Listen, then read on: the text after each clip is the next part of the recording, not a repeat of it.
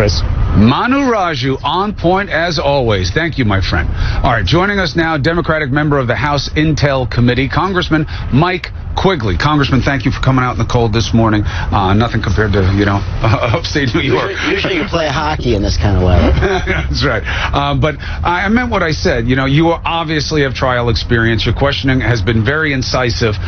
But it's got to be frustrating because this is not a trial environment, what's going on. This is about one side of the room saying that everything you ask about is irrelevant because you just hate the president. What do you do in that environment that can even take a step towards any kind of consensus? I think remind yourself that the trier of fact is the American people, and you try to talk directly to them, and perhaps not to either base because they're not listening. I think Woodrow Wilson said 5 to 8% of the American people decide all the elections. Well, we try to speak to them, let them see the clear evidence, clear, convincing, compelling evidence, which is corroborating each other, that the President of the United States muscled an ally when they were most vulnerable to help himself politically. Do you accept any other reckoning of the facts? Do you accept, the defenses were nothing happened. You dismissed that out of hand the first time it came by you because the attempt was enough for you. Okay. Now it's that he just doesn't like corruption and he doesn't like Ukraine. So these are foreign policy decisions.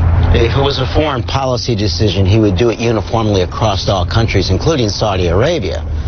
But that's not the case. This is obviously in conjunction with his own words. We begin with the whistleblower's complaint, put it alongside the president's own words in the White House transcript of what took place.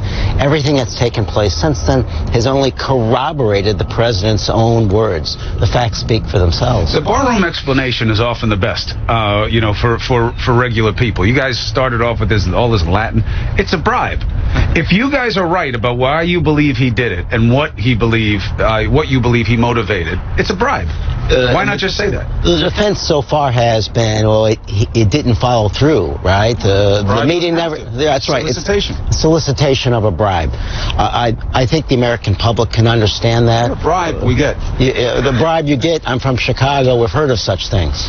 So, extortion was what you guys started with. And by the way, I understand the attack that you're moving the goalposts, and I understand the counter from you guys that if we stopped doing different types of bad things, we wouldn't have to keep moving from one to the next. But in explaining it to the American people, what do you want? What do you believe is clear enough at this point that transcends politics and perspective?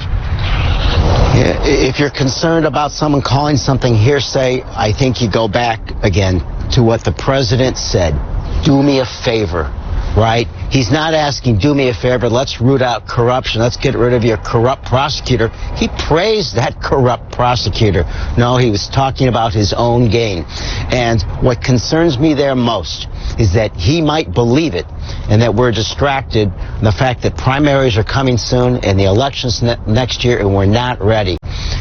After the last time our democratic process was challenged, this country spent $3.5 billion to prepare for the next election. Hanging chads, right? We've spent about 1/10 of that. We're not prepared for the Russians' next onslaught. Do you think today might move the needle? If so, why? Every day moves the needle. I think there's some resonating. I think clear, compelling evidence again that this wasn't Ukraine's, this was Russia. And Mr. Holmes, I think the most important thing he says there is reinforcing the president didn't care about Ukraine, the fact that they were vulnerable, the fact that they're an ally, that they're beyond regional, it affects our national security. He cared about himself.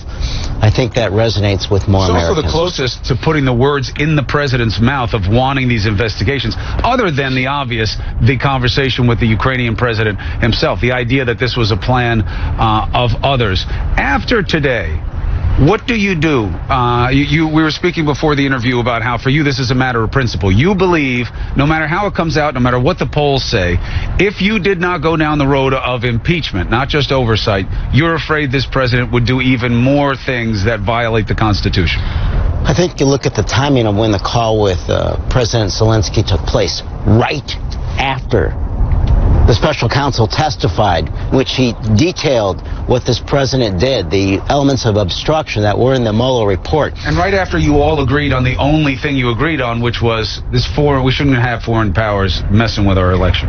And they're coming back. This president has never been held accountable for anything he did that was wrong.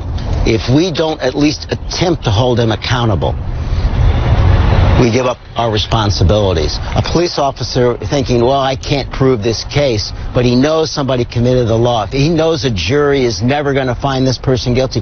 He sees a crime. He still has to do the right thing. I have to look at my constituents and say, we're doing the right thing. The president, I believe, committed crimes and misdemeanors. He attempted to bribe a foreign power.